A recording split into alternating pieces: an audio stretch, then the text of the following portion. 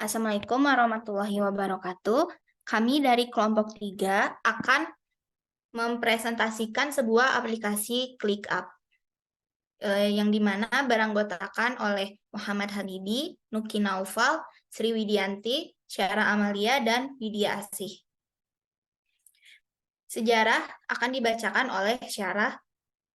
Jadi sejarah ClickUp merupakan aplikasi yang dikembangkan oleh Mango Technologies, yaitu sebuah perusahaan Amerika yang berbasis di California, Amerika Serikat. Software atau program ini dibuat untuk mensistemasikan semua urusan pekerjaan, seperti rapat, kontak kolega, rencana atau tujuan, dan informasi proyek. Selanjutnya, pengertian akan dibacakan oleh Widya Asih. Pada pengertian ClickUp sendiri, ClickUp merupakan salah satu aplikasi terbaik untuk mengatur waktu dan tugas dengan lebih baik. Cocok untuk memanajemenkan proyek individu ataupun tim, karena aplikasi ini mengelola proyek termasuk kalender, papan Kanban, notepad, formulir, serta aktivitas dan banyak lagi. Karena keterampilan khususnya, pengguna dapat memilih sesuai dengan preferensi tampilan mereka. Oke, selanjutnya ada kelebihan yang dibacakan oleh Habibi. Oke, baik. Kelebihan dari ClickUp sendiri, yang pertama adalah fitur perekaman video dalam aplikasi dan kolaborasi tidak terbatas, tools dan fitur yang baik, integritas aplikasi beragam.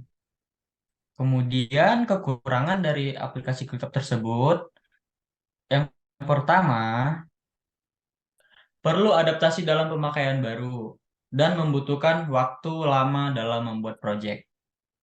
Oke, selanjutnya ada manfaat ClickUp yang akan dibaca oleh Nuki. Di sini ada manfaat ClickUp.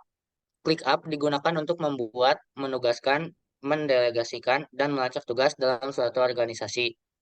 Manajer proyek, pelajar, dan pembisnis menggunakan alat ini untuk melacak tugas, janji temu, dan tenggat waktu. Ini menawarkan pengalaman pengguna yang luar biasa dengan antarmuka yang bersih dan rapi. Bergantung pada cara Anda bekerja, dapat menggunakan khusus program untuk mengatur tugas. Selain itu, dapat berkolaborasi pada aplikasi menggunakan integrasi aplikasi. ClickUp juga memungkinkan untuk berbagi pekerjaan dengan orang lain. Oke, demo aplikasi akan diterangkan oleh Sri Widianti. Sementara di sini ada sumber informasi.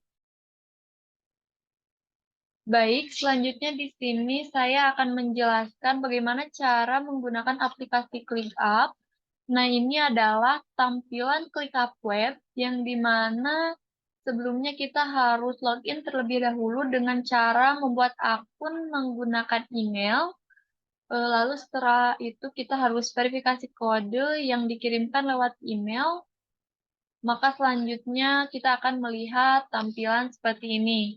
Nah, di sini juga terdapat beberapa tab. Yang pertama ini adalah tab Home yang menampilkan line up, yaitu tempat untuk menyimpan semua tugas utama untuk diakses lebih cepat. Yang kedua ada trending, ini adalah tempat untuk menampilkan tugas yang paling sering dikerjakan. Selanjutnya di sini ada My Work. Ini adalah tempat untuk menampilkan agenda yang menyimpan daftar tugas secara otomatis. Nah, di sini juga ada To Do. Ini adalah tempat yang dimana memberikan kita terhadap akses tugas hari ini, tugas yang terlambat, berikutnya, ataupun tidak terjadwal. Nah, di sini juga ada comments. Ini adalah tempat untuk memeriksa komunikasi terkini dan juga memperlancar komunikasi dengan rekan kerja. Selanjutnya ada done atau selesai. Ini adalah tempat untuk meninjau tugas yang telah diselesaikan. Selanjutnya terakhir di sini ada delegasikan. Ini adalah tempat untuk pengingat item yang telah didelegasikan kepada orang lain atau telah diserahkan kepada orang lain. Selanjutnya, di sini juga ada notification. Ini adalah tempat untuk melacak tanggal jatuh tempo, perubahan status, komen yang diberikan, dan yang lainnya. Selanjutnya di sini ada Pulse. Ini adalah tempat untuk melihat siapa saja yang sedang online dan apa yang sedang dikerjakan. Selanjutnya di sini ada goals. Ini adalah tempat untuk membuat dan juga melacak tujuan dengan target untuk mengukur tugas pada suatu proyek. Selanjutnya di sini ada favorites. Ini adalah tempat untuk menandai item dan lokasi folder yang paling sering digunakan, yang menjadi favorit. Selanjutnya ada space. Ini adalah tempat untuk membuat dan mengedit folder dari kumpulan tugas atau pekerjaan. Selanjutnya ada dashboards. Ini adalah tempat untuk mengumpulkan dan menyimpan semua informasi penting di suatu tempat, yaitu di dashboards ini. Selanjutnya ada docs. Ini adalah tempat untuk mengatur, mencari, dan juga membuat dokumen. Nah, di sini juga kita bisa menemukan dokumen yang dibagikan oleh orang lain kepada kita. Baik, selanjutnya kita langsung saja mulai bagaimana cara membuat tugas menggunakan ClickUp ini. Yang pertama, kita pilih new space untuk membuat folder yang nantinya akan diisi oleh kumpulan dari tugas kita. Kita pilih new space. Setelah itu masukkan nama dari folder yang dibuat. Misalkan kita akan membuat list dari tugas mata kuliah kita, yaitu PTD. Nah, baru setelah itu kita next. Maka selanjutnya akan muncul opsi untuk customize atau mengganti warna dan juga avatar. Kita bisa ganti misalkan warnanya dengan warna ini dan avatarnya. Nah, maka selanjutnya kita bisa next. Nah, di sini ada workspace dan juga private. Apa perbedaan workspace dan private? Workspace ini digunakan agar semua member yang kita miliki dalam ClickUp bisa melihat isi tugas. Sedangkan private ini hanya diri sendiri dan orang lain yang kita tambahkan, yang kita beri akses agar dapat melihat tugas yang dibuat. Kita bisa menambahkannya di sini. Selanjutnya kita next.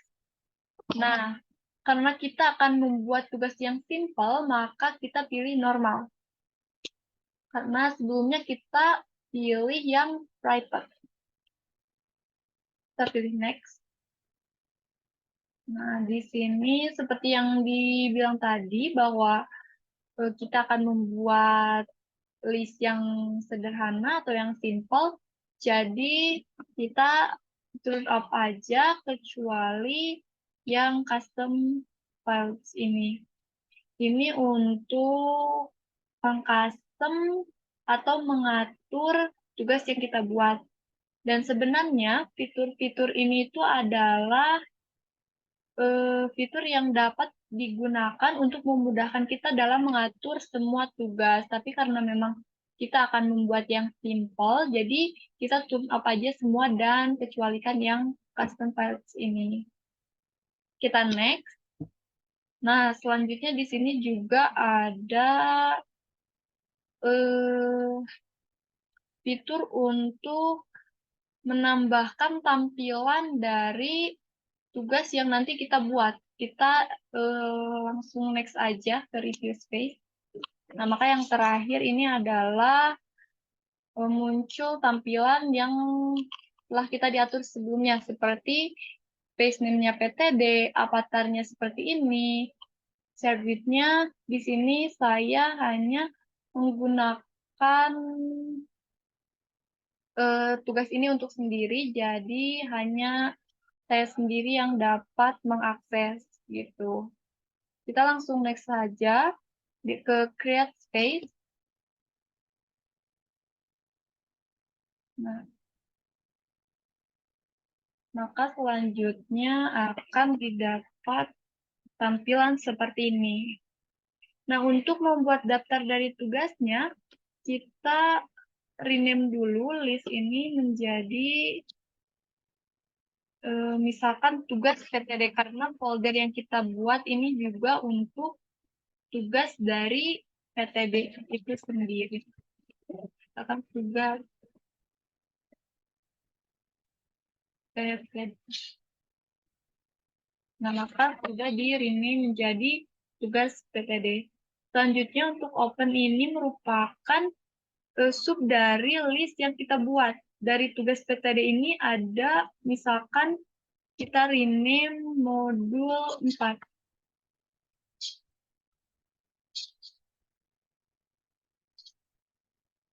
Modul 4. Nah, maka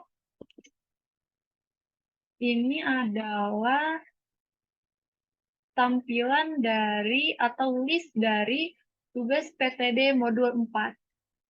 Selanjutnya kita bisa memasukkan apa saja tugas yang diberikan dalam modul 4 ini. Misalkan ada laporan. Selanjutnya ada tugas 1.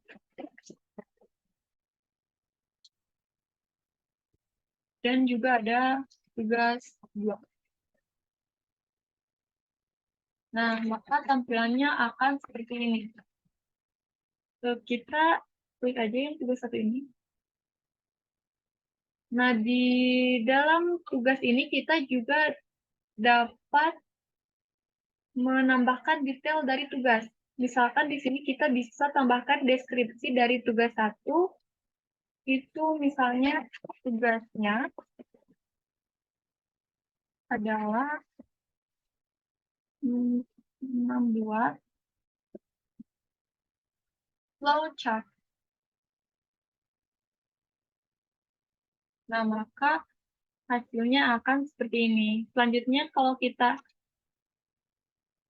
tarik ke bawah, ini akan muncul subtask dan juga checklist. Kita juga bisa isi subtasknya, misalkan subtasknya itu adalah buat 2 tugas flowchart.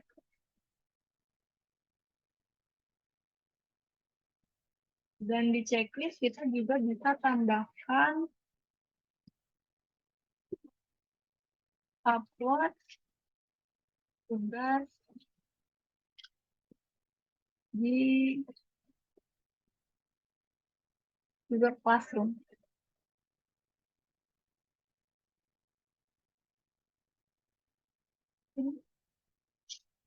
Nah, maka tampilannya akan seperti ini. Nah, apa sih perbedaan antara subtask dan juga checklist? Kalau subtask itu kita bisa melakukan hal yang lebih detail. Contohnya seperti di sini kita bisa menambahkan detail atau deskripsi mengenai tugas membuat 2 tugas flowchart ini. Sedangkan untuk checklist ini kita tidak ada opsi lain selain menandai sebagai selesai. Misalkan kita tandai selesai. Nah, jadi tampilannya seperti ini. Selanjutnya di sini juga ada share. Ini bisa kita gunakan untuk berbagi mengenai project yang kita buat atau tugas yang kita buat kepada orang lain yang kita berikan akses untuk melihat tugas ini. Nah, selanjutnya di sini juga ada tanggal dibuatnya tugas, lalu ada juga tanggal berakhirnya tugas. Misalkan kita pilih tanggal berakhirnya tugas itu besok. Nah, maka tampilannya akan berubah menjadi seperti ini.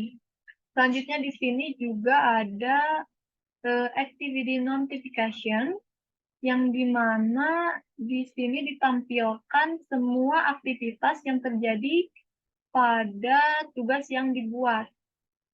Di sini misalkan ada you created this task, ataupun di sini kita di subtasknya membuat atau mengisi subteksnya, dan juga di sini kita menceklis checklist yang tadi sudah dibuat. Selanjutnya di bawah sini juga terdapat komen yang dimana kita bisa bagikan atau kita memberikan komen untuk berkomunikasi dengan orang-orang yang memang berada di dalam tim atau proyek yang kita buat. Misalkan ini adalah tugas PTD kelompok, kita bisa tambahkan komen, tolong bantu selesaikan tugas ini. Nah, klik komen. Maka selanjutnya akan muncul seperti ini. Ini merupakan salah satu alternatif untuk berkomunikasi dengan rekan satu tim atau juga satu kelompok dengan kita. Baik, kita langsung close saja. Selanjutnya, di sini akan tampil tugas di bagian list. Ini adalah tampilan tugas yang memang terdaftar. Sedangkan di sini juga ada board. Ini adalah tempat menampilkan tugas tetapi dengan tampilan yang berbeda. Selanjutnya di sini ada view. View juga merupakan tempat untuk menambahkan tampilan atau perspektif lain untuk melihat tampilan tugas. Misalkan kita pilih kalender lalu add.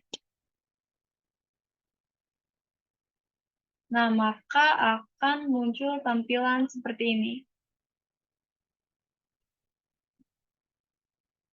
Nah, kurang lebih itu yang dapat saya sampaikan. Jadi, ClickUp ini dapat membantu kita untuk membuat manajemen project atau tugas yang dimana kita bisa customize logo, mengubah perspektif, dan lain-lain sesuai dengan keinginan dan kebutuhan kita. Dan selesai. Terima kasih. Sekian yang dapat kami sampaikan mengenai aplikasi ClickUp. Mohon kekurangannya dimaafkan dan kelebihannya diterima. Assalamualaikum warahmatullahi wabarakatuh.